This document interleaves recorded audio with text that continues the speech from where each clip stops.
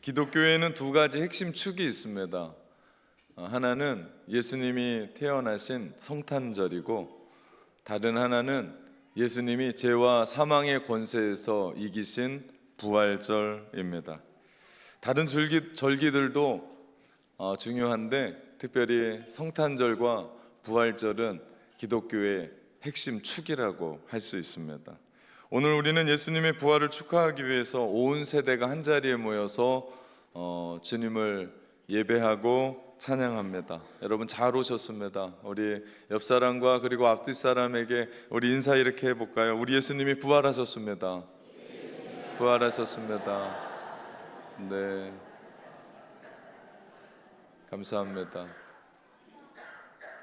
미국 시카고 신학대학교에서는 매년마다 세례의 날이라고 지정해서 그날은 야외에서 모든 사람들이 함께 식사를 하고 강당의 한자리에 모여서 학교가 초청한 유명 강사의 세미나 강연을 듣곤 했습니다. 어느 해인가 폴 틸리라고 하는 아주 유명한 신학자를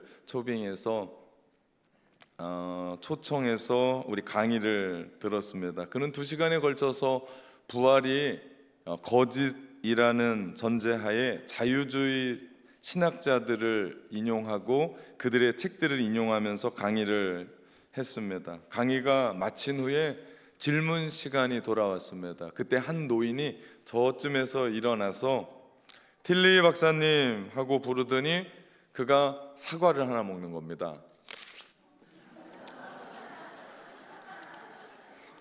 한 입 불어 먹으면서 제가 간단한 질문을 하겠습니다. 그러더니 사과를 또 먹는 거예요.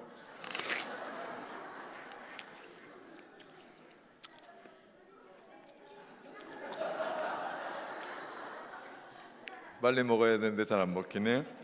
그러더니 또 얘기를 하는 겁니다. 박사님이 말씀하시는 책들은 읽어보지는 못했습니다 하고는 사과를 또 먹었어요. 또 먹고 싶은데 설교를 못할 것 같아요. 그러면서 질문하는 도중에 계속해서 사과를 먹자 주변에 있었던 모든 사람들이 이 노인을 주목하기를 시작을 합니다. 그러더니 이 노인이 라인홀더 리버나 하이데거의 책에 대해서 나는 아무것도 모릅니다. 그러면서 사과를 먹었습니다. 그리고는 그 시간에 사과를 다 먹고 사과 꼭지를 들면서 묻는 겁니다. 박사님, 제가 먹은 이 사과가 신가요, 단가요? 라고 물었습니다. 그랬더니 틸리 박사가 당황했어요. 잠시 멈칫하더니 이런 얘기합니다. 유감스럽게도 선생님이 드신 사과가 단지 신지 제가 먹어보지 못해서 말씀드릴 수가 없습니다 라고 대답을 했습니다. 이에 그 노인이 다 먹은 사과를 자기 가방 속에다 집어 던지면서 그렇다면 박사님은 우리 예수님을 맛보지 못하셨군요 라고 소리쳤습니다. 그곳에 모여있던 1000여 명의 사람들이 미소를 짓고 유쾌한 소리로 삽시간에 그 강단에 소란이 일어났습니다. 얼굴이 빨개진 틸리 박사님은 강당을 조용히 내려왔습니다. 그렇습니다. 신학을 아무리 연구해서 박사가 된 사람도, 아니 그 이상의 박박사여도 예수님을 만난 체험을 하지 못한 사람은 예수님의 부활을 믿지 못합니다. 알 수가 없죠. 믿지를 못하니까 알지를 못하고, 알지를 못하니까 그의 삶에 능력이 나타나지 않고 기적은 없는 겁니다. 그러나 예수님을 나의 주와 구주로 고백하는 사람들은 십자가뿐만 아니라 부활까지도 믿음으로 고백하게 되고, 그 믿음으로 말미암아 오늘 우리가 이렇게 예배하는 줄 믿습니다. 이것이 오늘을 부활로 살아가는 삶의 증거예요. 그렇다면 오늘 설교의 제목이 오늘을 부활로 살다라고 하는 주제인데, 어떻게 하면 오늘 우리의 삶 속에 부활을 살아낼 수 있을까요? 이것이 어떤 의미일까요? 먼저 제자들의 삶을 보면서 그것을 살펴보고자 합니다. 제자들은 예수님이 십자가에 못 박혔을 때 모두가 다 충격을 받았어요. 그러지 않았을까요? 우리도 함께 지내다가 갑자기 돌아가시면 충격을 받는데 3년여 예수님과 함께 동거동락했었던 그분이 갑자기 가장 잔인한 십자가형을 받고 갑자기 돌아갔었단 말이에요. 그러니 그들 모두는 다 그 충격으로 도망갔습니다. 예수님은 3년여 함께 했었던 모든 사람에게 버림을 받으신 거예요.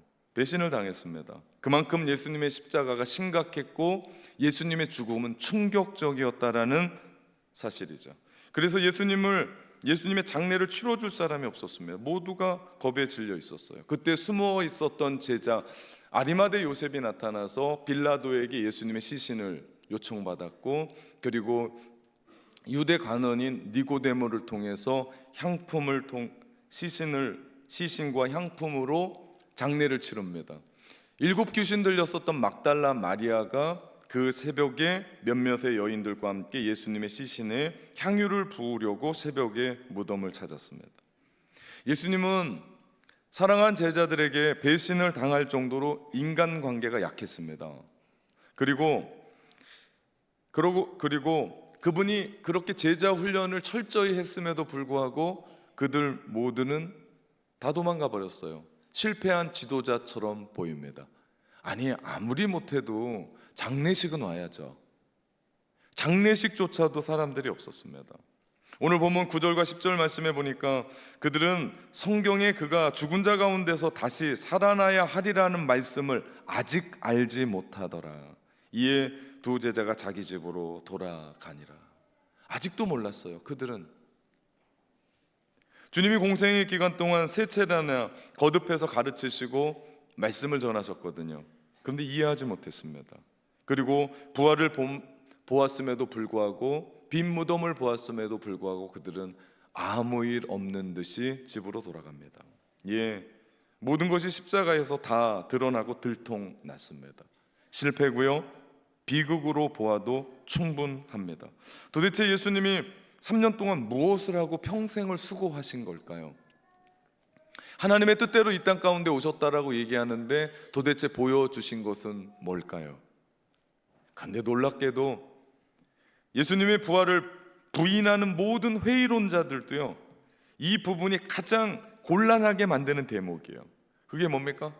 그렇게 예수 그리스도 주님을 부인하고 무서워서 다 도망갔던 제자들이 다 죽어버렸으면 상관이 없는데, 숨어 있으면 상관이 없는데, 그들이 어느 날 갑자기 나타나서 부활하신 예수 그리스도를 증언하고, 증언뿐만 아니라 목숨까지 내놓고, 누구는 목이 잘라지고 누구는 피부가 껍질이 벗겨지고 누구는 짐승의 밥이 되어질 때까지 그들은 부활을 증거하며 죽어가더라. 이건 도대체 무슨 일인가? 이건 또 뭔가? 이걸 어떻게 설명하나? 그들은 생명을 건 겁니다.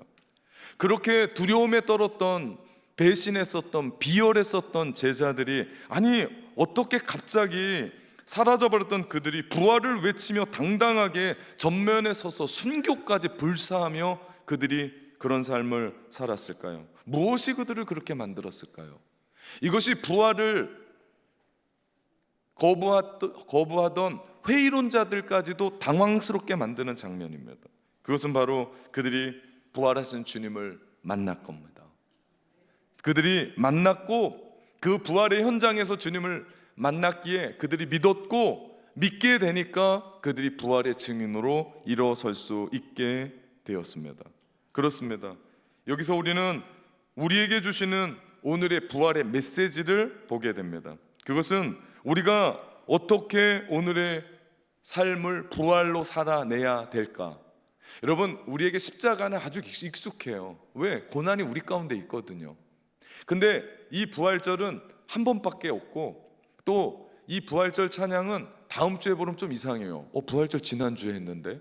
다음 주에 제가 부활절 설교하면 더 이상해요. 부활절 지난주에 끝났는데. 그런데 십자가는요, 사순절 40일 지날 때, 그리고 고난주간 지날 때, 그리고 제가 아무 때나 설교해도요, 우리의 삶은 고난이고 우리의 삶은 절망이고 낭망이니까 십자가 그냥 다가옵니다. 그런데 부활은 왠지 낯설어요. 그러면 오늘 부활하셨던 그 예수 그리스도의 그 부활이 우리의 전생에 물들이며 우리가 기쁘고 우리가 승리가 되려면 우리는 오늘을 어떻게 부활로 살아내야 될까요? 우리의 삶은 어렵습니다. 힘겹습니다. 그렇게 믿었던 사람이 배신도 하고요, 그래서 돈도 떼고요, 그래서 사랑하는 사람도 잃기도 하고요, 내 마음 가운데 앙금도 남고요. 그렇게 기대했던 일들이 좀 이루어지면 얼마나 좋습니까? 되지가 않아요. 그렇게 기도했으면 하나님도 그렇지 좀 들어주셔야 되는 거 아닙니까? 안 됩니다. 그래서 걱정이 있고 낭망이 있고 힘듦이 있습니다. 그럼에도 불구하고 우리가 기죽지 않고 우리가 낭망하지 않고 우리가 낙심하지 않는다라는 이유죠. 왜 그렇습니까? 예수 그리스도께서 사망 권세를 이기시고 부활하셨기 때문입니다. 그 아픔과 고난과 그 절망이 부활로 인해 우리로 하여금 다시 일어나게 해요. 우리에게 고난이 없다는 게 아니에요. 부활을 믿고 살아가는 우리에게 절망이 없다는 얘기가 아니에요. 아픔이 있어요. 배신도 있어요. 눈물도 있어요. 여러분, 눈물 없는 인생이 어디 있습니까? 전부 다 눈물이 있습니다. 그럼에도 불구하고 주님이 이미 죽음에서 승리하신 부활의 주님을 믿고 살아가는 우리 모두에게 주시는 은혜가 바로 여기에 있습니다. 우리는 부활의 승리자라는 소식이죠. 여러분, 우리가 절망하고 우리가 아파하고 우리가 힘겨워하는 그 모든 것이요, 부활의 증거라니까요. 왜 그런 줄 아십니까? 다른 친구와 다른 믿음의 사람, 같은 이웃에 있는 사람들은 저 정도 되면 죽을 줄 알았는데 그래도 교회 가고 또 교회 가고 기쁘게 생활하고 더 행복하게 생활하고 그들이 죽을 줄 알았는데 살아나더라. 여러분, 그들과 우리가 다른 게 뭡니까? 우리는 오늘 부활하신 그 생명의 주가 우리 안에 계시는 줄 믿습니다. 그래서 낭만과 눈물과 힘듦과 고난과 낭망 속에서도 부활의 주님을 믿는 사람들은 일어나게 되는 줄 믿습니다. 그렇기 때문에 실패가 아니에요. 이건 세상적인 기준입니다. 주님 보시기에는 실패가 아니라 그 실패로 말미암아 우리로 하여금 제자들처럼 부활의 증인으로 세워주시는 줄 믿습니다. 그렇기 때문에 우리에게 필요한 것은 부활의 안목입니다. 내가 어떻게 바라보냐는 거예요. 지금 내가 처절히 힘들 수도 있어요, 어려울 수도 있어요, 힘겨울 수도 있습니다. 거기에 굴복하지 마십시오. 부활하신 주님은 여러분을 반드시 부활의 그 아침에 일으키실 줄 믿습니다. 오늘만이 아니에요. 내일도 부활의 아침이고요, 그 다음도 부활의 아침이고. 왜 그런 줄 아십니까? 고난주간이 끝나고 나서 우리의 삶은 이제 계속해서 부활절인 거예요. 날마다 주일마다 행복한 거예요. 그것이 하나님의 나라의 현장, 낙원 공동체인 줄 믿습니다. 그것이 저는 여러분의 삶의 현장이기를 주님의 이름으로 축원합니다. 그렇습니다. 주님은 그렇게 부활을 믿는 자들에게 약속하십니다. 그 절망 내가 바꾸어 주마, 그 낭망 내가 바꾸어 주마, 그 눈물 내가 바꾸어 주마, 그 시련 내가 바꾸어 주마, 그 실패 내가 바꾸어 주마. 부활의 능력을 믿고 부활을 믿고 살아가는 사람들에게 우리 주님이 주시는 은혜인 줄 믿습니다. 주님이 바꾸어 주십니다. 오늘 본문에 보면 또 하나의 기사가 우리 눈에 들어오는데요, 그것은 바로 머리에 쌌던 수건과 세마포입니다. 빈 무덤의 현장이죠. 우리는 오늘 본문을 통해서 하나님이 최악을 최선으로 바꾸시는 분인 것을 봐요. 자, 생각해 봅시다. 제자들이 믿음이 없다가 믿음이 생겼어요. 무엇을 보았기 때문입니까? 다른 게 아닙니다. 그들은 죽음의 현장의 상징이었던 수의를 보고. 여러분, 이건 좀 이상한 얘기입니다. 오늘 말씀 5절과 8절 말씀에 보면요, 구부려 세마포 놓인 것을 보았으냐 들어가지는 아니하였더니 시몬 베드로는 따라와서 무덤에 들어가 보니 세마포가 놓였고 또 머리를 쌌던 수건은 세마포와 함께 놓이지 않고 딴 곳에 쌌던 그대로 놓여 있더라. 그때서야, 중요한 얘기죠, 그때서야 무덤에 먼저 갔던 그 다른 제자도 들어가 보고 믿더라 말씀합니다. 그제서야 그들이 믿었어요. 뭘 보고요? 수의를 보고요. 여러분, 수의를 보고 믿는 사람이 어디 있습니까? 수의는 죽은 사람에게 입히는 거라니까요. 죽은 사람에게 양복 안 입혀요, 서양 아닌 이상은. 수의는요, 죽은 사람에게 입히는 옷이고 그 수의의 상징은 희망의 복입니다. 수의를 입힌 사람은 사람이라고 부르지 않아요. 시신이라고 불러요. 그렇기 때문에 수의를 보면 절망해야 돼요, 아파해야 돼요, 울어야 돼요. 장례식장에 웃는 사람이 있었습니까? 아무도 없습니다. 왜요? 그 수위는 절망의 상징이기 때문에 더 이상 희망이 없다라는 표현입니다. 그런데 어떻습니까? 지금 제자들이 그때서야 그것을 보고 믿더라. 다른 게 아니었어요. 수위, 빈 무덤. 오늘 본문이 말하려고 하는 게 무엇입니까? 그 죽음의 상징 수위 때문에 희망이 생긴 거고 그것 때문에 믿었다라는 얘기죠. 베드로와 또 다른 제자, 요한복음의 또 다른 제자는 요한을 얘기합니다. 무덤에 들어가 보고 부활의 결정적인 증거를 수위로 보게 돼요. 이것이 주님의 부활에 있어서 우리 가운데 주시는 또 다른 메시지입니다. 무엇입니까? 오늘을 부활로 어떻게 살 것인가? 우리 가운데 주시는 메시지죠. 생각해 봅시다. 그 수위를 쌓던, 수위는 시신을 쌓던 것인데 그것을 보고 믿음의 안목이 생겼다라는 거예요. 이거는 제자들뿐만 아닙니다. 다른 사람들도 확실한 증거가 됩니다. 자, 만약에 종교 지도자들이 말했던 대로 제자들이 예수님의 시신을 훔쳐갔다고 해봅시다. 그 겁쟁이들이 그 밤에 로마 병정들이 그 무덤을 지키고 있는데 다 잤다고 합시다. 골아 떨어졌다 합시다. 그래서 그 육중한 그 돌문을 간신히 끙끙거리며 한 사람도 밀 수 없는 걸 막 여럿이 가서 아무 소리 없이 밀었다 합시다. 옮겼다 해요. 근데 그 촉박한 시간에 예수님의 시신을 훔쳐오려면 들쳐 얻고 날려와야죠. 그런데 어떻게 합니까? 예수님의 시신을 수의를 고이 벗겼어요. 그리고 어떻게 합니까? 예수님의 시신만 빼고 수의는 또 그대로 또 개켜놔요. 그 시간도 없는데 아주 흔적도 없이. 머리는 이 꼭대기니까 수건은 여기에 따로 있겠죠. 그리고 그 수건도 흐트러지지 않고 그대로. 무슨 얘기입니까? 마치 풍선에 바람이 슈 하고 빠져나간 것처럼 수위가 있는 그대로 몸만 빠져나가고 슈 하고 그대로 줄어든 것을 이야기합니다. 7절 말씀이에요. 또 머리를 쌌던 수건은 세마포와 함께 놓이지 않고 딴 곳에 쌌던 대로 있더라. 그대로 있었어요. 쌌던 대로.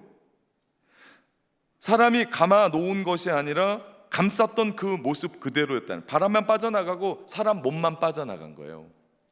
이것이요, 부활이 아니면 불가능한 물리적인 현상입니다. 요한은 이것을 보고 믿었어요. 그렇습니다. 생각하고도 싫은 수위, 그게 부활의 결정적인 증거가 되더라. 이것을 통해 하나님은 우리에게 말씀하시고자 하는 게 있어요. 우리 삶에 생각하고 싶지도 않은 일들이 있어요. 비참한 일이에요. 아픈 일이에요. 눈물 나는 일이에요. 힘겨운 일입니다. 그런데 그 생각하고 하기도 싫은 그 일들을 통해서 우리가 그 절망과 그 낭만과 그 힘듦의 옷을 벗기만 하면 우리에게 승리라고 말씀하시는 거예요. 부활이요, 얼마나 놀라운 일이냐면요, 우리는 쓸데없는 믿음을 갖고 살아요. 우리에게 낭망이 있고 고난이 있는데 이것이 영원할 것 같다라는 생각이에요. 이거 누가 준 거예요? 하나님이 준 건 아닐 거예요. 분명 우리 가운데 눈물이 그쳐야 되고 우리 가운데 아픔이 그쳐야 되고 우리 가운데 슬픔이 거쳐야 되는데 우리는 가끔 이것이 영원할 것 같다라는 착각의 믿음을 갖고 그렇게 또 살아가요. 이것도 병이죠. 믿어야 할 건 안 믿고 이상한 거 믿고 살아가는 건 전 병이라고 생각합니다. 오늘을 부활로 살아간다는 의미가 뭡니까? 벗는 거예요. 망할 것 같은 절망을 벗는 거예요. 생각하기도 싫은 것 내가 벗는 거예요. 좌절의 옷 벗는 거예요. 여러분, 살다 보면 실패가 있어요. 살다 보면 억울한 일이 있습니다. 살다 보면 좌절이 있어요. 왜 아니겠습니까? 삶을 살아가는 것이 고통이고 삶을 살아가는 것이 어려움인데 왜 없겠습니까? 그런데 오늘 부활이 우리 가운데 얘기해 주시는 말씀이 그거예요. 얽매이지 마라. 거기에 슬퍼하지 마라. 왜요? 우리 주님이 십자가에서 이미 승리하셨기 때문에 이것을 믿는 우리는요, 승리합니다. 이것을 믿는 우리는 예수 그리스도로 말미암아 함께 승리하는 줄 믿습니다. 승리를 믿음으로 우리가 쟁취하려면 절망의 옷을 벗는 거예요. 좌절의 옷을 벗는 거예요. 벗기만 해도 승리하는 줄 믿습니다. 눈물 나는 옷 벗는 거예요. 현실에 한숨 쉬는 옷 벗는 거예요. 여러분, 옷 벗는 거요, 쉬워요. 이거 벗어버리면 돼요. 네, 이거 벗어버리면 된다니까요. 근데 왜 이거 못 벗고 절망의 옷 입고 우냐고요. 우리 주님이 부활하셨는데, 왜 주님이 부활하셨는데 낭망의 옷 입고 우냐고요. 주님이 이미 부활하셨는데 누군가의 배신으로 말미암아 돈 잃었습니다. 1차적인 가해를 내가 먹었어요. 근데 그 돈 잃은 것 때문에 왜 내 인생이 죽어버리냐고요. 왜 그 사람 때문에 살아야 될 내 인생까지도 돈 몇 푼에 죽어버리냐고요. 그 사람 때문에 절망했습니다. 1차적으로 절망한 거예요. 근데 왜 그 이야기가 오늘의 나의 삶을 또 못 살게 좌절과 낭망으로 물들이냐고요. 그럴 필요 없다고요. 그 옷 벗어버리라고요. 예수 그리스도가 우리를 왜 부활하셨다고요. 괜찮습니다. 여러분, 그 돈 좀 잃어버려도, 그 좀 낭망하고 실패해도 괜찮습니다. 이제는 눈물이 아니라 예수 그리스도가 부활하심으로 말미암아 우리 가운데 승리를 허락해 주시는 줄 믿습니다. 벗기만 해도 승리다. 절망의 옷, 눈물의 옷, 좌절의 옷 벗기만 해도 승리다. 이것이 부활이 우리 가운데 말씀해 주시는 은혜인 줄 믿습니다. 부활하신 주님은 우리에게 있는 그 절망, 그 실패, 그 눈물, 오늘의 주님의 부활을 믿고 오늘의 부활을 살아가라고 우리 가운데 얘기하세요. 그렇기 때문에 부활은 승리입니다. 승리는 우리의 것입니다. 여러분은 십자가를 믿습니까? 부활을 믿습니까? 그러면 여러분 승리자라고요. 여러분 옆 사람에게 얘기해 주십시오. 당신이 승리자입니다.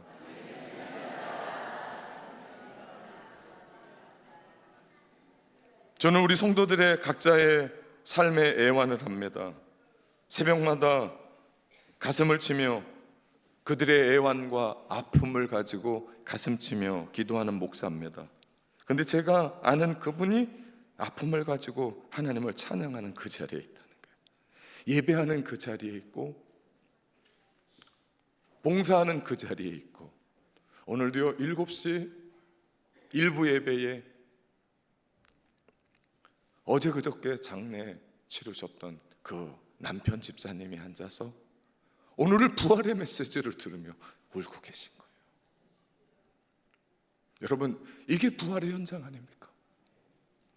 이것이 우리가 주님이 살아계셨다는 그 삶을 이야기하는 삶 아니겠습니까?